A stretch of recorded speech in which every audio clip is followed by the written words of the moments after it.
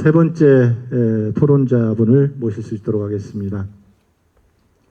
시민의 단체 관점에서 반환 공연지를 어떻게 활용할 것인가에 대한 토론해 주실 의정부 풀뿌리 시민회의 최경호 대표님을 모셔서 토론을 들을 수 있도록 하겠습니다. 힘찬 박수로 맞아주시겠습니다. 안녕하세요. 만나뵈서 반갑습니다. 일단 질러주신 이용봉 도의원님께 감사드리고, 이게 여러분들과 함께 캠프 잭슨의 활용 방안에 대해서 말을 할 수 있게 돼서 대단히 영광으로 생각을 합니다. 주어진 시간이 한 7분 정도 되니까 굉장히 빠르게 좀 진행을 하도록 하겠습니다. 저는 기본적으로 앞선 분들이 그 말씀했던 거와 마찬가지로 똑같은 얘기지만 한 번 더 강조하고 싶은 게, 구슬이 서마리오에도 꿰어야 보배인데 구슬이 없잖아요. 구슬이. 지금 우리 땅 위에 있는 게 우리 구슬이 아닌 상황이죠.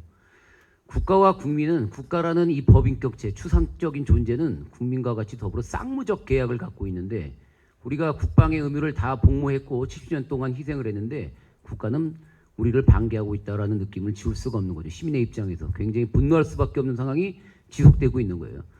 캠프 험프리스 같은 경우 그 이전 비용으로 8조 6천억이 들어갔는데, 그 이전 비용을 부담을 하는 걸 경기 북부에서 계속 해야 된다는 거예요. 이 땅을 팔아서 그 땅으로 매입 비용과 이전 비용을 다 충당할 때까지, 이거 뭐 계정으로 법을 바꿔서 계정으로 메꾸면 될 수 있는 일을 북부의 지역에 사는 사람들에게 지속적으로 희생을 시키겠다는 거예요. 그러면 70년간 희생을 했는데 앞으로 70년 더 희생하라는 얘기밖에 더 되겠습니까?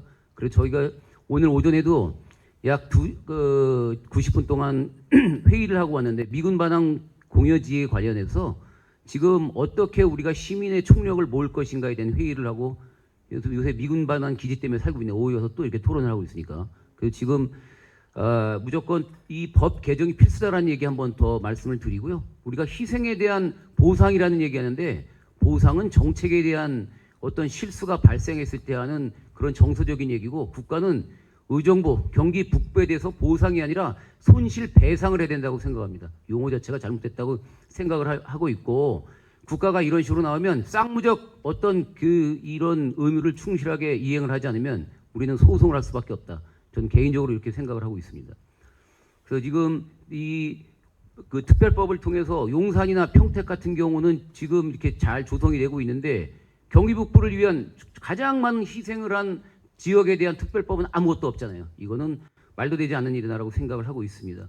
여러분들 반환하면 거의 대부분, 제가 미군 반환 거기 시민참여위원회에 지금 집행위원장을 하고 있는데, 반환 그러면 땅이 다 돌아온 줄 알고 있어요. 반환은 미군이 사용할 수 있는 권한에서 국방부로 반환이 된 거예요. 국방부로 반환됐을 뿐 지자체로 귀속된 게 아니에요. 의정부께 아니라는 겁니다.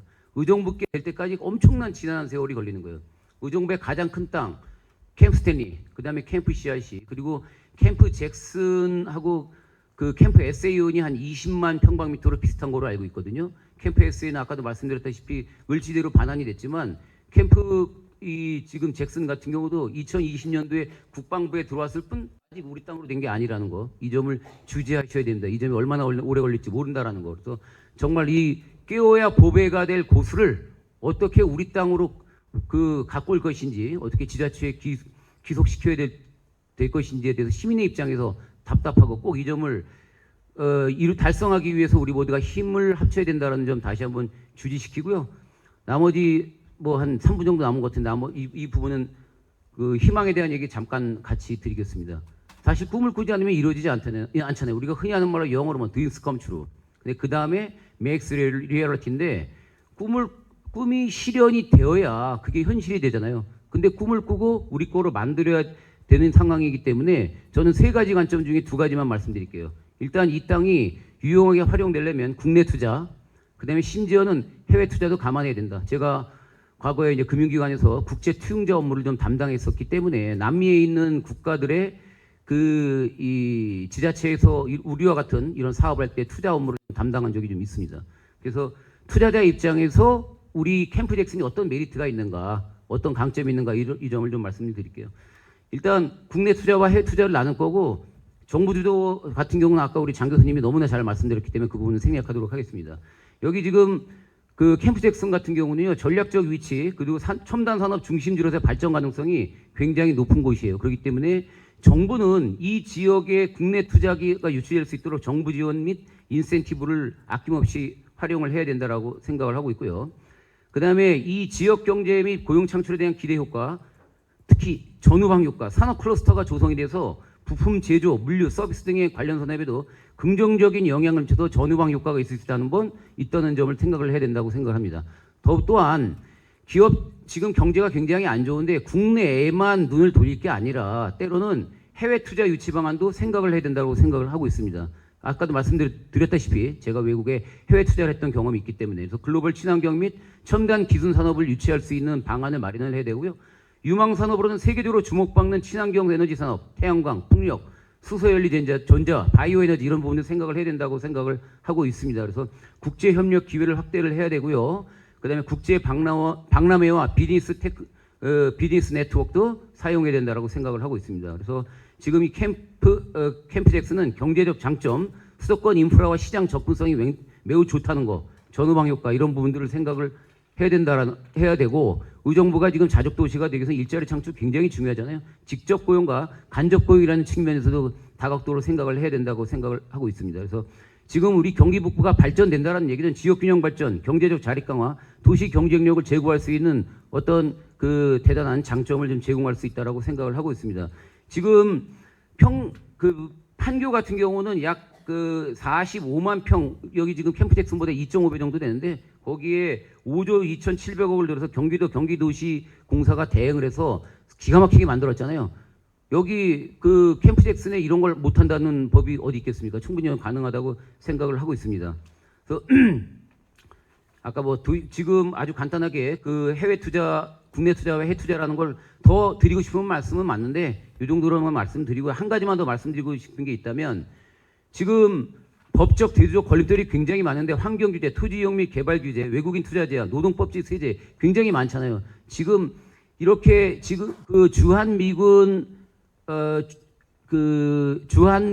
반환 구역, 주변 구역 등 지원을 위한 특별법은 제가 늘 말씀드리는 거지만 파디티브 시스템으로 되어 있기 때문에 투자를 하기가 굉장히 힘듭니다. 제가 투자자 입장에서도 볼 때도. 그래서 이런 부분도 네거티브 시스템으로 좀 바꿔서 활수하게 개발이 이루어질 수 있도록 법률이 좀 바뀌어야 된다고 생각을 하고요. 이런 측면이 이루어지려면 저는 경기북부 특별자치도가 반드시 달성돼야 된다고 생각을 하고 있습니다.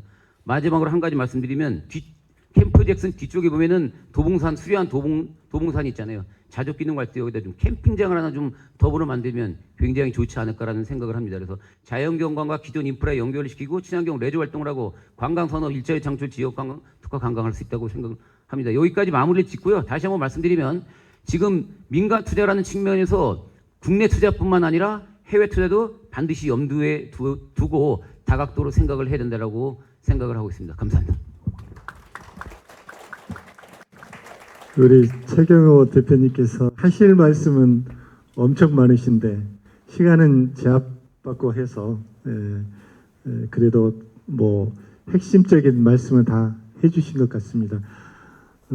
사실 이제 희생에 따른 건 우리가 항상 보상이 있어야 되는데요.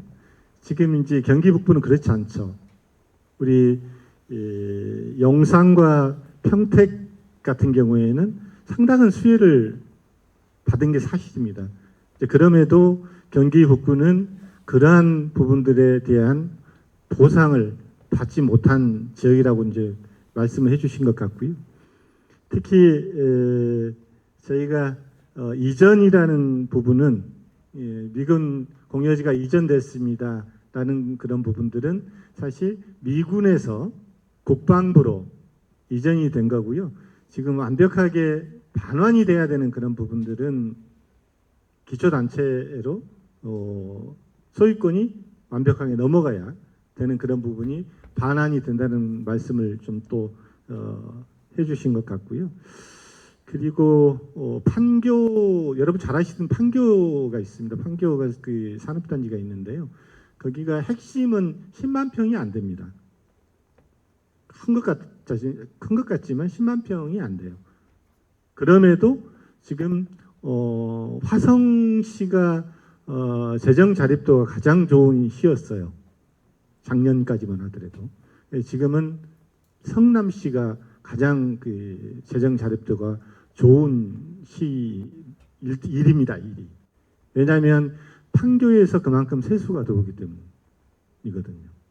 그래서 저희 의정부도 그런 부분에 대한 것들을 고민하셔야 된다는 우리 대표님이 정리해서 말씀해 주셨고요. 마지막으로는 저도 염원이지만 특별자치도가 꼭 이루어져야 된다라는 그런 부분들을 말씀해 주신 것 같습니다. 다시 한번 박수로 우리 보내드릴까요? 네, 감사합니다.